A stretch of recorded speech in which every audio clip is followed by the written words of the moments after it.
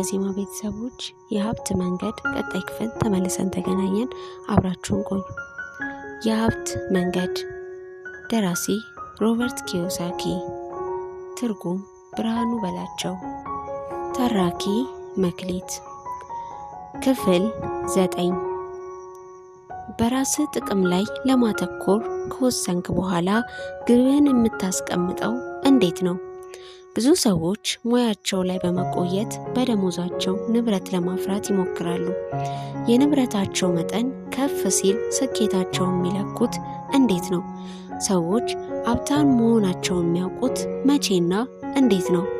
ንብረትና ዕዳን በተመለከተ የራሴ ትርጉም እንዳለኝ ሁሉ ለሀብታም የራሴ ትርጉም አለኝ። ለነገሩ በሚኒስቴር ፉለር ከተሰኘ ሰው የወሰድኩት ነው።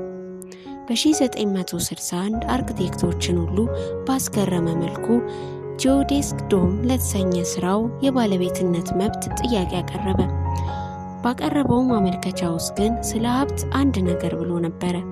መጀመሪያ ሲያዩት ግራ የሚያጋባ፣ ደጋግመው ሲያነቡት ግን ትርጉም የሚሰጥ ነገር ነው። ሀብት ማለት የአንድ ሰው ካሁን በኋላ ሊቆይባቸው የሚችላት ቀናት ብዛት ነው። ወይም ባጭሩ ዛሬ ስራ ባቆም ለምን ያህል ቀናት መኖር እችላለሁ? ንብረትና ዕዳ ተቀናንሰው ከሚሰጡት የተጣራ ሀብት ከሚባለው መግለጫ ይልቅ ይህኛው ቅልብጭ ያለ ምላሽ ይሰጣል። ሀብት ንብረት ወጪህን ምን ያህል መሸፈን ይችላል እንደማለት ነው። አስረጂ ምሳሌ እንጠቀም። ከንብረቶቼ በወር $1000 ገቢ አለኝ። ወርሃዊ ወጪ ደግሞ $2000 ነው። ሀብቴ ምን ያህል ነው? ወደ በክሚኒስቴር ፉለር ትርጉም እንመለስ። ለምን ያህል ቀናት መቆየት እችላለሁ? 30 ቀናት ያሉትን ወር ብንወስድ ለ15 ቀናት የሚሆን ገንዘብ አለኝ። የወር ወጪን $2000 የሚሸፍን ገቢ ከንብረቶቼ ማግኘት ስችል ያኔ ከድህነት እወጣለሁ። ከድህነት ወጥቻለሁ፣ ግን ሀብታም አይደለሁም። አሁን ወጪዎቼን በሙሉ ሊሸፍን የሚችል ገቢ ከንብረቶቼ ያገኘው ነው። በዚህ ሁኔታ ለመቀጠል ወጪዎቼን መጨመር ስፈልግ በቅድሚያ ከንብረቶቼ የሚገኘውን ገቢ ማሳደግ አለብኝ። እዚህ ነጥብ ላይ ነው እንግዲህ ከደሞዜ ተጽዕኖ ነፃ መሆን የሚታየው። ዛሬውኑ ስራ ባቆም ወራዊ ወጪዎቼን ከንብረቶቼ በማገኘው ገቢ መሸፈን እችላለሁ። ቀጣዩ ግቤ ከወጪዎቹ የሚተርፈውን ገንዘብ መልሶ ንብረት በማፍራት ላይ መዋል ነው። ወጪዎቼን ከንብረቶቼ ከማገኘው ገቢ ያነሱ አድርጌ ማቆየት እስካልቻልኩ ድረስ ሀብታም እየሆንኩ እሄዳለሁ። ገቢዎቹም የኔኑን ቀጥታ ጉልበት ወይም ተሳትፎ የማይጠይቁ ይሆናሉ። ይህንን አይነት ሂደት ሲቀጥል ሀብታም ለመሆን መንገድ ላይ ነኝ። ትክክለኛውን የሀብታምነት ትርጉም እንደየሰው ይለያያል። መቼም ቢሆን ግን ከሚገባው በላይ ሀብታም ልትሆን አትችልም። የሚከተሉትን ነገሮች ልብ በላቸው። ሀብታሞች ንብረት ይገዛሉ። ድሆች ወጪ ብቻ ነው ያላቸው። መካከለኛ ገቢ ያላቸው ሰዎች ዕዳ እየገዙ ንብረት ነው ብለው ያስባሉ። ታዲያ የራሴ ጥቅም ላይ ነው ማተኩረው እንዴት ነው? የማክዶናልድን መስራች አዳምጡት። ትምህርት 3 ያለህበትን ንግድ ጠንቅቀህ እወቅ። ያለህበትን ቢዝነስ እወቅ። የማክዶናልድ ኩባንያ መስራች የነበረው ሬይ ክሮክ እንደ አውሮፓውያን አቆጣጠር በ1974 ዓመተ ምህረት በዩናይትድ ስቴትስ ኦስቲን ውስጥ በሚገኘው የቴክሳስ ዩኒቨርሲቲ ቢዝነስ አስተዳደር የማስተርስ ኤምቢኤ ተማሪዎች ንግግር እንዲያደርግ ተጋብዞ ነበረ። የኔ የልብ ጓደኛዬ ኬስ ኩኒንጋም በወቅቱ የቢዝነስ አስተዳደር የማስተርስ ተማሪ ነበረ። ሬይ ክሮክ በዕለቱ ማራኪና ጥልቅ የቢዝነስ ተሞክሮውን የተመለከተ ንግግሩን ካቀረበ በኋላ ከተማሪዎቹ የቀረበለትን የቢራ ግብዣ በማክበር ተቀበለ። የመዝናኛ ዝግጅቱ እየተካሄደ በነበረበት ወቅት ሬይ ተማሪዎቹን እኔ የምሰራበትን ቢዝነስ እስኪ ንገሩ በማለት ጥያቄ ያቀረበላቸው። ጓደኛዬ ኬዝ እንደነገረኝ ከሆነ ተማሪዎቹ ጥያቄውን እንደሰሙ በጥያቄው ተገርመው በሙሉ ነው በሳቅ የተንከተከቱት።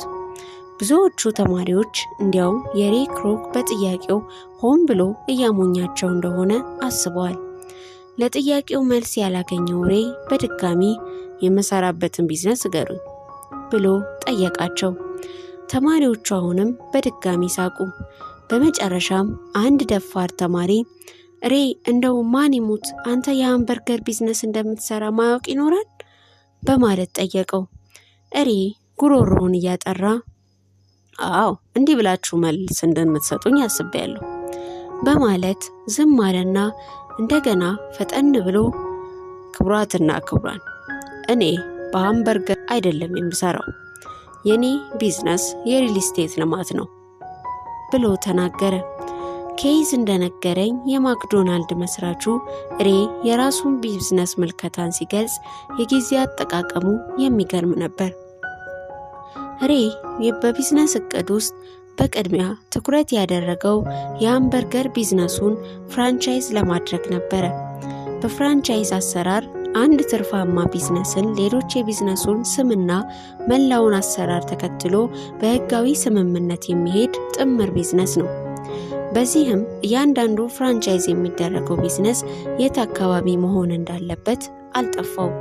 በተለይ ደግሞ የሪል ስቴት የሚባልበት አካባቢ ፍራንቻይዝ በሚያደርገው ቢዝነስ ስኬታማ እንዲሆኑ ትልቁ ሚና ሊጫወት ችሏል። በዋነኝነት የሬ የሃምበርገር ቢዝነሱን ፍራንቻይዝ የሚያደርግላቸው ወገኖች ክፍያ የሚፈጽሙት ለሃምበርገር ቢዝነሱ ብቻ ሳይሆን ከሬ የሪል ስቴት ልማት በሚገዙት ሱቅ የመሬት ክፍያ ይፈጽማሉ። በአሁኑ ወቅት ማክዶናልድ በመላው ዓለም ትልቁን የሪል ስቴት ብቸኛ ባለቤትነት የሚደርስበት የለም። በዚህም ከካቶሊክ ቤተክርስቲያን ሁሉ ሳይቀር ይበልጣል።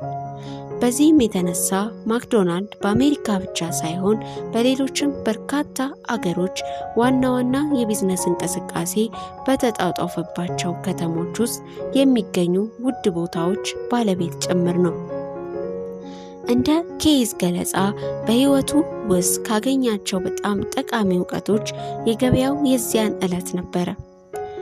በአሁኑ ወቅት ኬይዝ የመኪና እጥበት አገልግሎት የሚሰጡ ቦታዎች ባለቤት ሆኗል። ነገር ግን የኬይዝ ቢዝነስ የሪል ስቴት ልማት ቢሆንም በእነዚህ በለሙ ሪል ስቴቶች ውስጥ የመኪና እጥበት አገልግሎትን በስፋት ለማካሄድ አስችሎታል። ከዚህ በፊት የነበረው ምዕራፍ ሊጠናቀቅ የቀረበው ዲያግራም ውስጥ እንደተገለጸው በርካታ ሰዎች የሚሰሩት ለሌላ ሰው እንደሆነ ቢያስቡ የሚሰሩት ለራሳቸው ነው።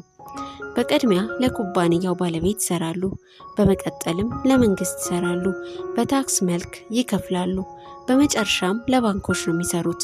የራሳቸው መኖሪያ ቤት እንዲኖራቸው ከባንኮች ጋር ውል ይፈጽማሉ። ልጅ በነበርኩበት ወቅት የማክዶናልድ ሱቅ በቅርባችን የለም ነበረ። ከዚያም ሀብታሙ አባቴ ለኔና ማይክ ሊያስረዳን የፈለገው የማክዶናልድ መስራች ሰውዬ የቴክሳስ ዩኒቨርሲቲ አስመልክቶ የተናገረውን መሰረት ያደረገ ነበረ።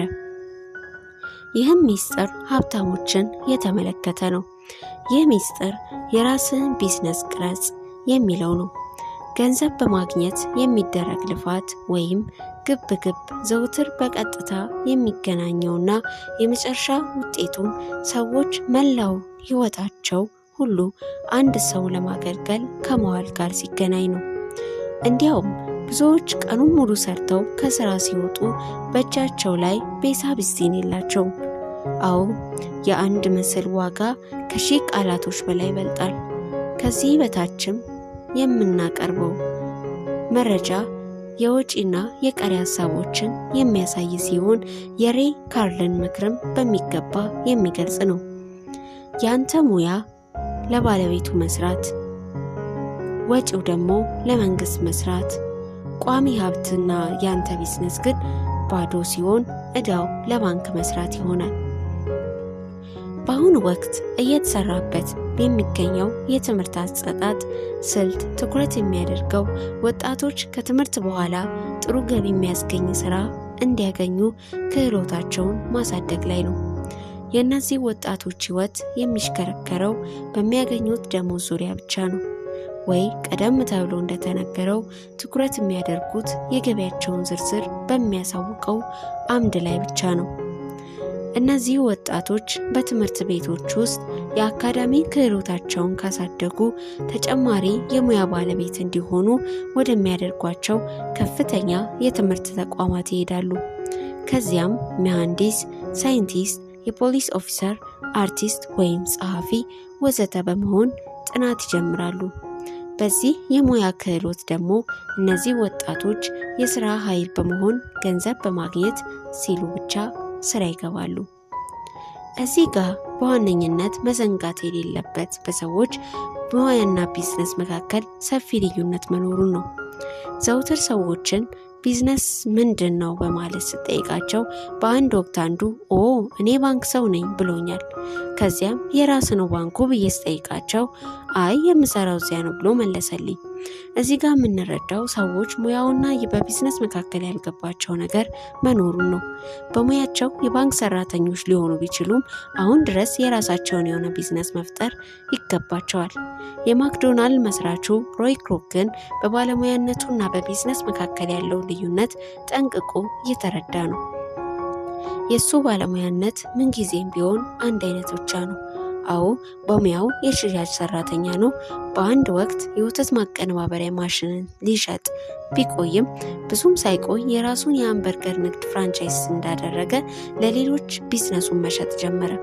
በዚህ ሁኔታ የሬይ ክሮክ ሙያ የሃምበርገር ቢዝነስን ፍራንቻይዝ ማድረግ ሲሆን በዋነኝነት ግን ከዚያ ያካበተውን ገንዘብ ወደ ስራ በመቀየር ወደ ሪል ስቴት አልሚነት ቢዝነስ ተቀየረ። በትምህርት ቤቶችም ያለው ችግር ይሄ ነው። የእናንተ የዘውትር ተግባር ማጥናት የሚገባቸውን አጠናቆ መጨረስ ነው።